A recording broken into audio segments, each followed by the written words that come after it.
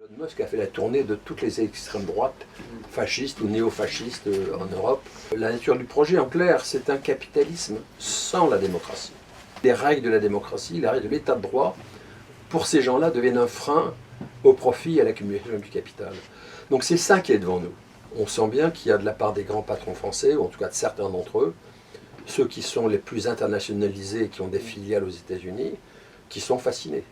Alors, c'est évidemment le cas de Bernard Arnault, qui est ami de Trump depuis longtemps. En 1981, il pensait que les soviets allaient arriver, et donc il était parti aux États-Unis pour faire de la promotion immobilière, et donc il fait la connaissance de Trump à cette époque-là. Mais il est fasciné aussi par Elon Musk.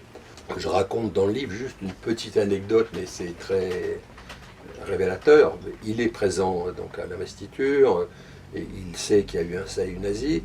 Il n'empêche que malgré toutes les foucades folles de ces gens-là, ils continuent à les soutenir. Et la petite anecdote, il y a, pour la presse quotidienne nationale, il y a un syndicat professionnel qui s'appelle l'Association de la presse d'information générale, l'APIG, dans lequel il y a Le Monde, Libération, Le Figaro, l'Humanité, Les Échos, Le Parisien, voilà. Le syndicat professionnel défend les intérêts de cette profession. Et donc, il y a un an, il y avait un souci, c'est que Twitter, X, siphonnait les contenus de ces journaux et les mettait sur ces réseaux, donc c'est du vol. Hein. Le syndicat professionnel décide d'engager une procédure contre X Twitter, possédé par Elon Musk. Et donc Bernard Arnault a sommé le patron de sa filiale média englobant Le Parisien et Les Échos de se retirer de la procédure judiciaire. Pas de souci avec... pas de confrontation avec Elon Musk.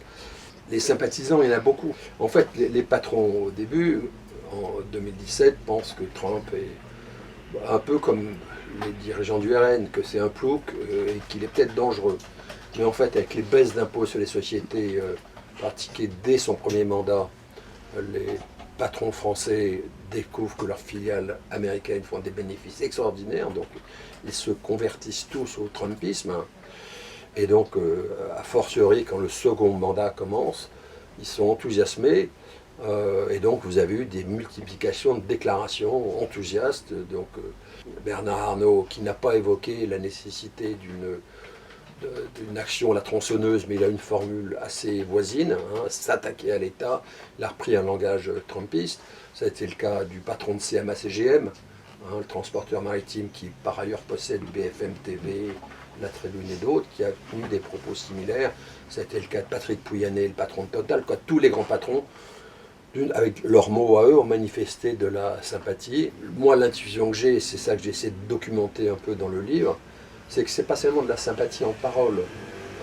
De la même façon que dans le courant des années 80, il y a eu une sorte de vague qui a submergé en Europe le capitalisme des Trente Glorieuses, hein, qui a été ébranlé. Et les pays qui étaient dans ce capitalisme des Trente Glorieuses, hein, Bergeron, autrefois François Moyer, disait c'est un capitalisme où il y a du grain à moudre, hein, c'est pas la tyrannie du capital, il peut y avoir des compromis. Là, de la même façon qu'il y a un séisme dans le courant des années 80 qui a bousculé ce capitalisme et qui a fait que la plupart des grands pays, la France et l'Allemagne notamment, qui étaient les deux pays phares de ce capitalisme, ont muté, ont pris les règles de gouvernance du capitalisme néolibéral. Je pense que de la même façon, il y aura sans doute un séisme, une vague libertarienne qui risque d'arriver sur la France. Dans quelle mesure la France se convertira-t-elle? Je ne le sais pas, l'histoire n'est pas écrite, mais on sent dès à présent que dans certains secteurs, la contamination arrive. Et je donne pour exemple, et ce n'est pas un hasard, le secteur des start-up de la tech, qui était très pro-Macron en